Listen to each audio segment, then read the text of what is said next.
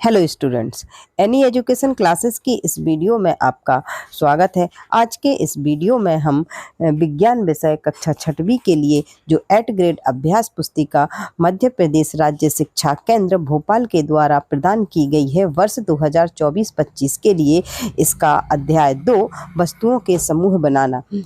इसके लिए जो प्रश्न दिए गए हैं हम देखेंगे कि उनके उत्तर हम किस प्रकार से दे सकते हैं। इससे पहले कि हम चैप्टर स्टार्ट करें, आप चैनल को सब्सक्राइब कर लें ताकि आने वाले वीडियो का जो नोटिफिकेशन है वो आपको मिल सके। यदि वीडियो पसंद आता है तो इसे आप लाइक अवश्य करें और हमें कमेंट करके अवश्य ही बताएं। तो चलिए हम स्टार्ट करते हैं अध्याय 2 वस्तुओं के समूह बनाना। इसमें प्रश्न स्टार्ट करने से पहले परीक्षा जो अध्ययन के पहले की जो तैयारी दी गई है उसमें हमें कुछ जो उत्तर देने हैं, जो हमसे पदार्थ पूछे गए हैं वो हमें बताना है कि देखिए दिए गए चित्र में से वस्तुओं को देखकर उनकी जानकारी दोनों जो सारणी दी गई है उसमें हमें लिखना है। तो देखिए इसमें क्या है, ये वाला जो बॉक्स है इसमें हमें देखना है कि जो चित्र में जो वस्तुएं दी गई हैं उन वस्तुओं के नाम लिखना है। जैसे कि हमें बैग दिखाई दे रहा है, तो बैग किस चीज से बना है, तो बैग है जो वो किससे, कपड़े से बना हुआ है। मोबाइल, तो मोबाइल में कांच, प्लास्टिक, धातु आदि पदार्थों का उपयोग किया गया है।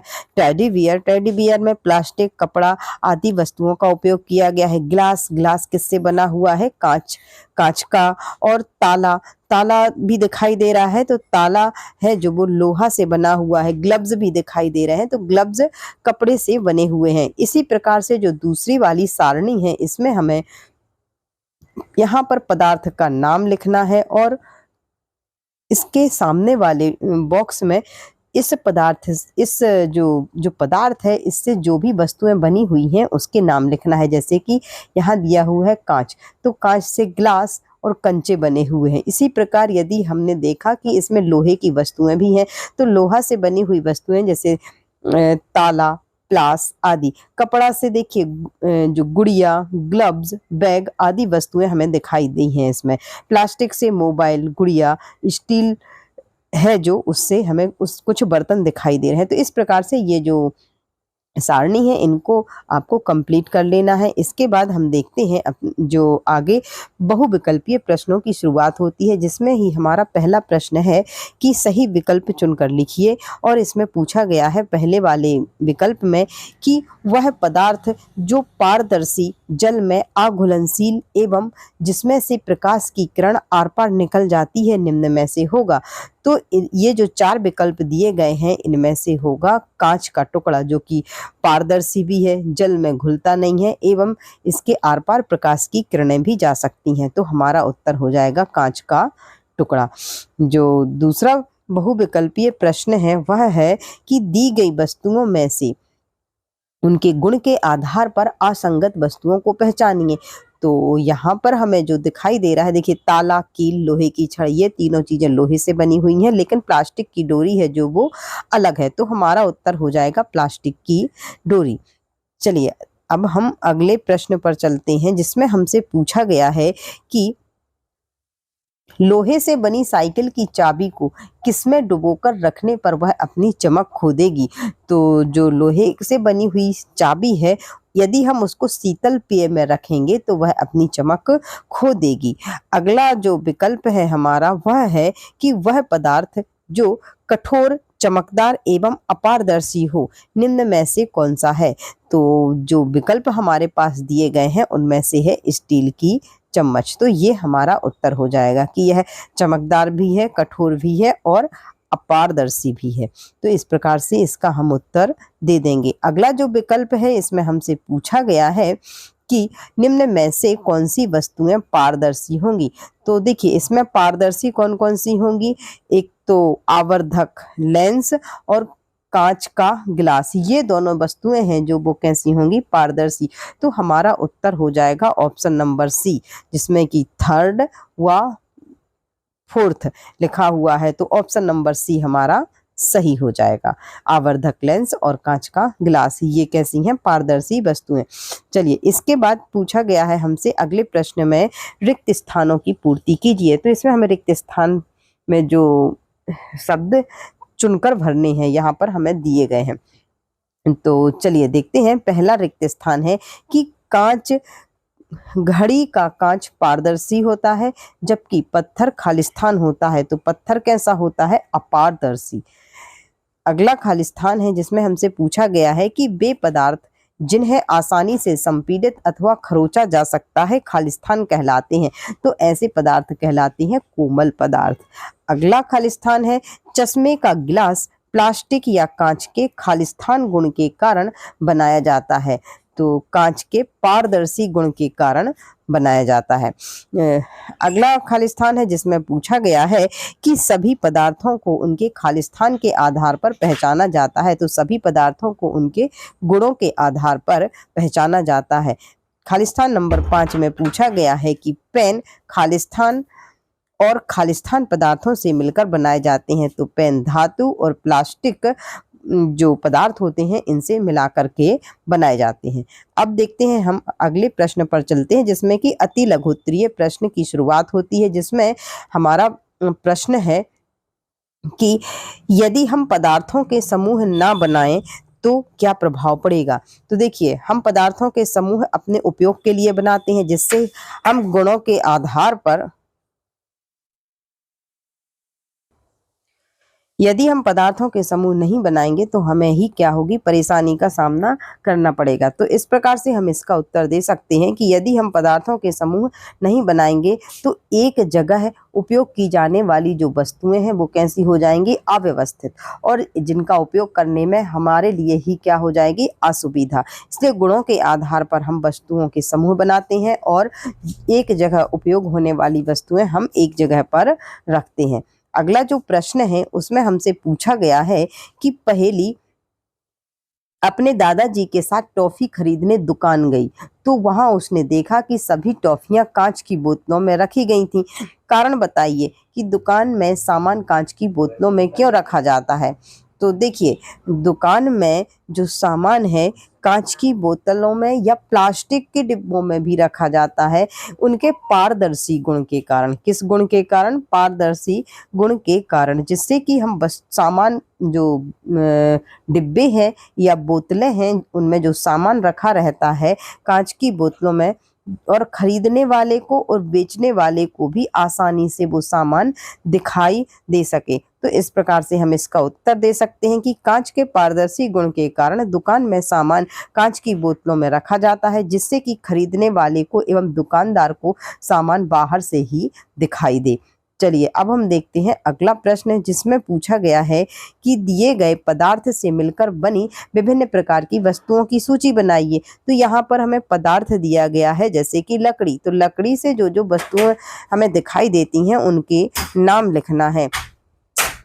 इसमें हम लकड़ी से बनने वाली जो वस्तुएं हैं उनको लिख देंगे। जो भी वस्तुएं हमें दिखाई देती हैं जैसे कुर्सी, टेबल, दरवाजा, पलंग, अलमारी आदि, आप अन्य वस्तुएं भी लिख सकते हैं। इसी प्रकार से पदार्थ का नाम दिया गया है कागज। कागज से जो जो वस्तुएं हमें दिखाई देती हैं हम उनके नाम लिख सकते हैं जैसे पुस्तक, कॉपी, अखबार, डिब्बे, अन्य चीजें भी हमें जो अपने आसपास दिखाई देती हैं आप उनके उदाहरण यहाँ पर दे सकते हैं। चमड़ा, चमड़ा से बेल्ट, जूते, बैग, पर्स, जैकेट आदि वस्तुएं हमें देखने को मिलती हैं। तो इस प्रकार से हम लिख सकते हैं। प्लास्टिक, प्लास्टिक से हमें कई सारी वस्तुएं दिखाई देती हैं, कुर्सी, टेबल, बाल्टी, डिब्बे, खिलौने आदि। तो इस प्रकार से हम इन वस्तुओं के नाम दे सकते हैं। इसी प्रकार रुई, तो रुई गद्दे, तकिया, रजाई, टेडी बियर आदि जो वस्तुएं हैं हमें रुई की दिखाई देती हैं। इस प्रकार से हम इस प्रश्न का उत्तर दे सकते हैं। अब देखते हैं हम अपना अगला प्रश्न जिसमें कि हमसे पूछा गया है कि पदार्थों को किस आधार पर समूहों में बांटा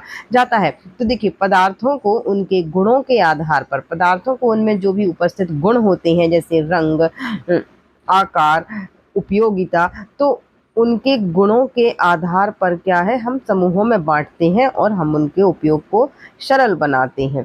चलिए अब हम देखते हैं प्रश्न क्रमांक 7 जिसमें कि पूछा गया है कि घरों में खाना बनाने, खाने और पीने के बर्तनों को कपड़े में क्यों नहीं बनाया जाता।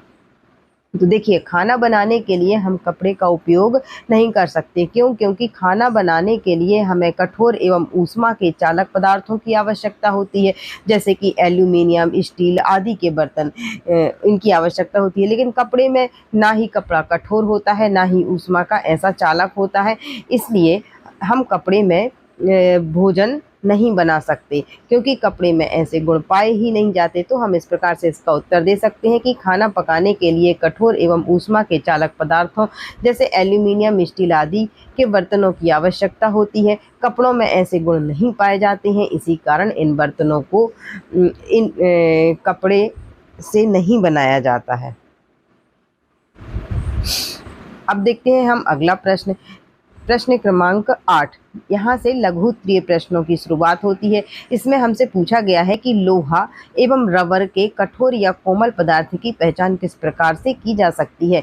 तो लोहा एवं रबर के पदार्थों को खरोंचकर हम कोमल एवं कठोर पदार्थों की जो पहचान है वो हम कर सकते हैं। चलिए, देखिए, लोहा एवं रबर के पदार्थों को खरोंचकर हम कोमल एवं कठोर पदार्थों की जो है पहचान कर सकते हैं। जिनको आसानी से संपीड़ित एवं खरोंचा जा सकता है वे पदार्थ कोमल पदार्थ होंगे, जबकि अन्य पदार्थ कैसे हो जाएंगे, कठोर पदार्थ हो जाएंगे। तो इस प्रकार से इस प्रश्न को हम लिख सकते हैं। अगला प्रश्न है कि चमकदार एवं द्युतिवान पदार्थ जैसे आभूषण एवं बर्तन कुछ समय तक खुला रखने पर अपनी चमक खो देते हैं, क्यों? और चमकदार पदार्थों के हमें कुछ नाम भी बताना है। तो ये पदार्थ हैं जो वायु एवं नमी की उपस्थिति में अभिक्रिया कर लेते हैं ऑक्सीजन से, और इसी के कारण अपनी चमक खो देते हैं। ऐसे चमकदार कुछ पदार्थ हैं जैसे सोना, चांदी, तांबा आदि पदार्थ हैं जो कि चमकदार होते हैं। चलिए, प्रश्न क्रमांक 10 देखेंगे हम। प्रश्न क्रमांक 10 में हमसे पूछा गया है कि निम्नलिखित द्रव जल में पूर्ण रूप से मिश्रित होते हैं या नहीं, जल में मिलाकर पहचानिए एवं लिखिए। सिरका, नींबू, ये जो हमारे पास पदार्थ दिए गए हैं, सिरका, नींबू का रस, सरसों का तेल, नारियल तेल, केरोसिन, दूध, इनको हमें जल में मिश्रित करके देखना है। तो जो जल में मिश्रित होंगे उनको हम अलग लिख लेंगे और जो मिश्रित नहीं होंगे उनको अलग लिख लेंगे। तो देखिए, सिरका, नींबू का रस और दूध ये पानी में मिश्रित हो जाते हैं, जबकि सरसों का तेल, नारियल का तेल और केरोसिन ये जल में मिश्रित नहीं होते हैं। चलिए, अब हम देखते हैं अगला प्रश्न, जिसमें कि पूछा गया है कि तालिका में दिए गए पदार्थों में से कौन से पदार्थ जल में विलोड़ित करने पर पूर्णतः लुप्त हो जाते हैं तथा कौन से लुप्त नहीं होते हैं। तो देखिए, इस प्रश्न में जैसे हमें पदार्थ दिया है नमक, तो नमक को यदि हम पानी में घोलेंगे तो यह क्या होगा, पूर्णतः लुप्त हो जाएगा। खाने का सोडा ये भी पानी में घुल जाएगा। तो इस प्रकार से जो पदार्थ जल में पूर्णतः लुप्त हो जाते हैं और जो नहीं होते हैं हमें उस पदार्थ के सामने लिखना है। चलिए, अब हम देखते हैं इसी में आगे के पदार्थ, जैसे कि चीनी। चीनी को यदि हम पानी में घोलेंगे तो ये पूर्णतः क्या होगी, लुप्त हो जाएगी, अर्थात घुल जाएगी। बालू अर्थात रेत, रेत को यदि हम पानी में घोलेंगे तो ये लुप्त नहीं होगी, घुल नहीं पाएगी। चौक का पाउडर ये भी लुप्त नहीं होगा। लकड़ी का बुरादा ये भी नहीं घुलेगा पानी के साथ। तो इस प्रकार से हम इस सारणी को पूरा कर सकते हैं। अगला प्रश्न है प्रश्न क्रमांक 12, जिसमें पूछा गया है कि पहेली ने अपनी गुड़िया के लिए कागज का चश्मा बनाया जिसे बूझो देखकर हंसने लगा। बताइए, बूझो पहेली को चश्मा बनाने के लिए क्या सलाह देगा। बूझो पहेली को कांच या प्लास्टिक से चश्मा बनाने की सलाह देगा। क्यों? क्योंकि कांच अथवा प्लास्टिक पारदर्शी होते हैं और इनके आर पार आसानी से देखा जा सकता है, जबकि कागज के आर पार आसानी से नहीं देखा जा सकता है। चलिए, अब हम देखेंगे अगला प्रश्न, जिसमें कि पूछा गया है कि पारदर्शी, अपारदर्शी और पारभासी वस्तुओं को उदाहरण सहित समझाइए। तो सबसे पहले हम देखेंगे पारदर्शी वस्तुएं। तो पारदर्शी वस्तुएं ऐसी वस्तुएं या पदार्थ जिनके आर पार देखा जा सकता है, पारदर्शी वस्तुएं कहलाती हैं, जैसे कि कांच, वायु, जल आदि। इसके बाद आया अपारदर्शी वस्तुएं। तो ऐसी वस्तुएं या पदार्थ जिनके आर पार नहीं देखा जा सकता है अपारदर्शी वस्तुएं कहलाती हैं, जैसे कि पुस्तक, दीवार, टेबल आदि। चलिए, इसके बाद है पारभासी वस्तुएं। तो पारभासी वस्तुएं ऐसी वस्तुएं जिनके आर पार धुंधला दिखाई देता है, अर्थात स्पष्ट दिखाई नहीं देता है, तो ऐसी वस्तुएं क्या कहलाती हैं? पारभासी वस्तुएं कहलाती हैं। उदाहरण तेल लगा कागज, घिसा हुआ कांच आदि। चलिए इसके बाद हम देखते हैं अगले प्रश्न पर, जो कि है प्रश्न क्रमांक 14 और इसमें एक सारणी दी गई है और इसमें पूछा गया है कि तालिका में दी गई वस्तुओं को जल में डालकर बताइए कि कौन सी वस्तु जल में तैरती है अथवा जल में डूब जाती है। तो देखिए यहाँ पर वस्तुओं के नाम दिए हैं, जैसे कि लकड़ी। लकड़ी क्या है? जल में तैरेगी कि डूब जाएगी? तो लकड़ी जल में तैरती है। तांबे का तार जल में डूब जाता है। चौक के टुकड़े जल में डूब जाती हैं। प्लास्टिक की गेंद जल में तैरती है। नारियल का तेल जल में तैरता है। आगे कंचे, कंचे क्या होंगे? जल में डूब जाएंगे। फिर कागज, कागज जल में तैरने लगेगा। स्पंज, स्पंज जल में डूब जाएगा। कांच का टुकड़ा भी जल में डूब जाएगा। सिरका जल में मिल जाएगा, पूरा मिल जाएगा, अर्थात हम इसको डूबना भी लिख सकते हैं क्योंकि सिरका पूर्णतः पानी में मिल जाएगा। इसके बाद प्रश्न क्रमांक 15 है। इसमें भी हमें एक तालिका दी हुई है जिसमें कि देखिए, दी गई तालिका में पदार्थ के गुणों के आधार पर अपने आसपास पाए जाने वाली दो दो वस्तुओं के नाम लिखना है। जैसे कि ऐसी वस्तुओं के नाम लिखना है जो कि कठोर हैं, तो कठोर में पत्थर, टेबल, आप कुछ और भी लिख सकते हैं, जरूरी नहीं है कि यही लिखें। कोमल पदार्थ स्पंज, रबर। पारदर्शी, पारदर्शी में कांच, वायु। अपारदर्शी में पत्थर, दीवार। चमकीली, सोना, चांदी। विलेय वस्तुओं में चीनी, नमक। आबले वस्तुओं में रेत, लकड़ी का बुरादा। जो हल्के होती हैं वस्तुएं, जैसे रुई हो गया, कपड़ा हो गया आदि वस्तुएं कैसी होती हैं? वजन में हल्की होती हैं। भारी, लोहा, पत्थर। पारभासी में घिसा हुआ कांच, तेल लगा कागज। इस प्रकार से आप इस सारणी को कंप्लीट कर सकते हैं।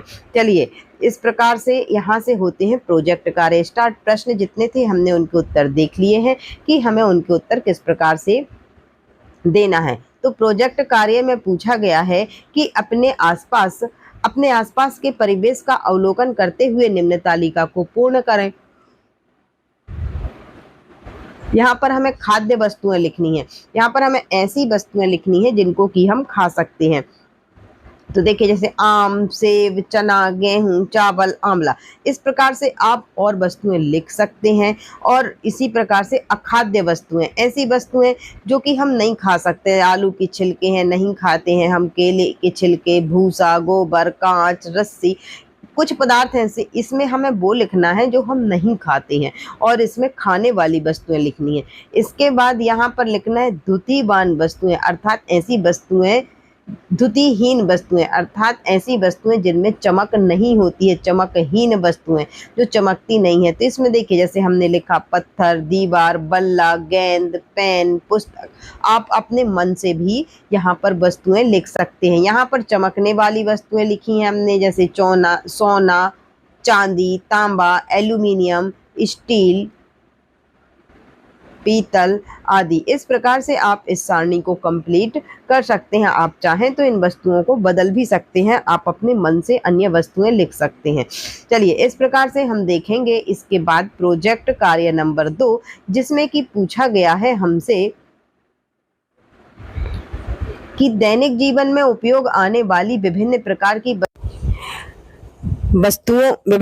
की वस्तुओं को आकार के आधार पर वर्गीकृत करते हुए तालिका पूर्ण करें। तो देखिए इसमें हमें जो वस्तुएं दी गई हैं कि इसमें हमें वर्गाकार जो वस्तुएं हैं हमें अपने आसपास जो दिखाई देती हैं वर्ग के आकार की, उनके नाम लिखना है। जैसे कि हमें अपने आसपास खिड़की, डिब्बा, चेस बोर्ड, कैरम बोर्ड, जिसमें कैरम बोर्ड में है जो वो वर्गाकार होता है। कुछ टाइल्स हमें वर्ग के आकार के दिखाई देते हैं। इसी प्रकार यदि फोटो फ्रेम जो कि हमें वर्गाकार दिखाई देता है, इस प्रकार से आपको अपने आसपास जो भी वस्तुएं वर्ग के आकार की दिखाई देती हैं आप उनके नाम लिख सकते हैं। जैसे कि वर्गाकार घड़ी, वर्गाकार फोटो फ्रेम और देखिए गणित की कॉपी में जो अंक लिखने के लिए वो जो बॉक्सेस बने होते हैं वो भी हमें वर्ग के आकार के दिखाई देते हैं।